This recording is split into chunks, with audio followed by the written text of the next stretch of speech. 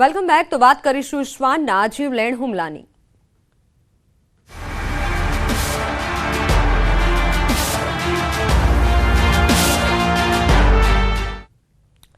ગુજરાતમાં રખડતા શ્વાનનો આતંક હજુ પણ યથાવત છે. સુરતમાં શ્વાનના ત્રાસથી હાહાકાર મચ્યો છે.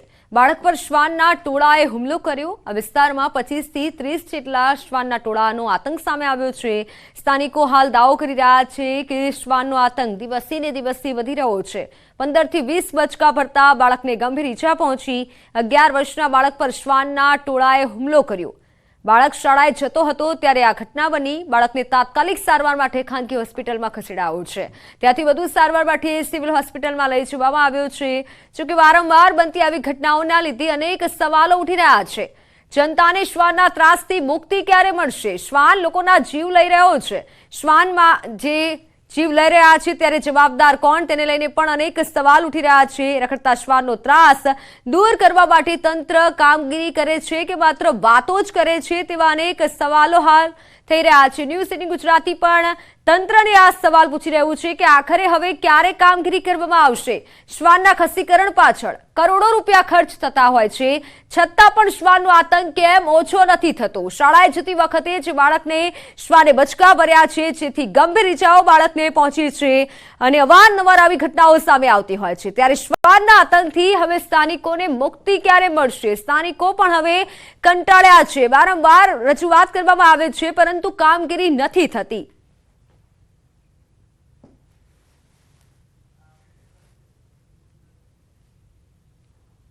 सात आठ वाग्याની આસપાસ ઉલારા ગાર્ડન પીપલોદ પાસે 9 વર્ષનું બાળક ટ્યુશન કે શાળાએ જતું હશે ત્યારે એને કૂતરાએ બાઇટ કર્યું હતું અને આખા શરીરે એને લગભગ ઓછામાં ઓછા 15 થી 20 જેટલા બાઇટના નિશાન છે અને તેને 108 ઇમરજન્સી દ્વારા ઇમરજન્સી વિભાગમાં લાવવામાં આવેલી હતી અને બાળકને અહીંયા પ્રાથમિક સારવાર અપાઈ રહી છે અને બાળક હાલ સ્ટેબલ કન્ડિશનમાં છે.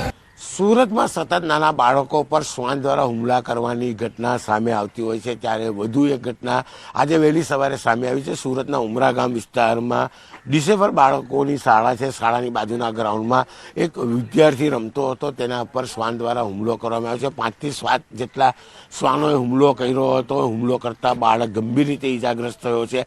તેને ખાનગી હોસ્પિટલમાં સારવાર બાદ સુરતની નવી સિવિલ હોસ્પિટલ ખાતે ખસેડવામાં આવ્યો છે. ઉમરા ગામ વિસ્તાર છે કે જ્યાં આગળ વિકલાંગ બાળકોની શાળા છે. શાળાની બરોબર બાજુના ગ્રાઉન્ડમાં ઘટના બની છે.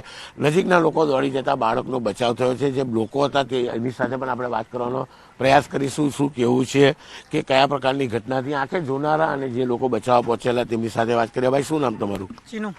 શું થયું હતું સવારે? સવારે કૂતરા 25-30 કૂતરા છોકરાને કમ્પાઉન્ડમાં પતંગ ચગાવતો હતો. આવીને ડાયરેક્ટ એને બચકું ભરીને પાડી નાખ્યો તો 5 મિનિટ નહીં જાય તો છોકરાને પાડી નાખશે. એમાં એક પેલા કાકા હતા જોવાવાળા, ખાસ જલ્દી જ્યાં પહોંચવાવાળા, અને કૂતરા બધા 25-30 કૂતરા બધા લાગીને છોકરાને 5 મિનિટમાં તેને પતાવી નાખતા. અહીંયા નાના નાના છોકરાઓ રમતા હોય છે, બાજુમાં સ્કૂલ હોય છે, 25-30 કૂતરાઓ અહીંયા હોય છે. ફરિયાદ નથી કરતા કે ફરિયાદ કરે છે? કોઈ આવતું નથી અહીંયા ગાડી પકડવા માટે. આવે અને ફરીને ના આવી જાય. કોઈ પકડતા નથી કોઈ કૂતરાને. બિલકુલ. એની એક ભાઈ આપણે એની સાથે વાત કરીશું. ભાઈ, શું કહેશો? પહેલા તો આપનું નામ? મારું નામ લાલાભાઈ ભરવાડ છે. લાલાભાઈ, અહીંયા કૂતરાઓનો આતંક છે, ખાસ કરીને નોનવેજની લારીઓના હિસાબે ખૂબ જ મોટા અહીંયા કૂતરાઓ ફરતા હોય છે. આજે બાળક પર જે રીતે હુમલો કર્યો છે, શું કહેશો? અહીંયા 25 થી 30 કૂતરાઓ ફરતા જ હોય છે. એસએમસી વાળા કોઈ કાર્યવાહી કરતા જ નથી. નામ જો ખાલી રાઉન્ડ મારીને જતા રહે છે અને અવારનવાર આવા હુમલા થતા જ આવે છે. આજે શું થયું હતું? આજે સવારે નાનું બાળક હતું, રમતું હતું ખુલ્લા પ્લોટમાં. એની પર 8 થી 10 કૂતરા એક સાથે ચડી ગયા અને કૂતરાઓએ થઈને નાના બાળકને ફાડી નાખ્યું.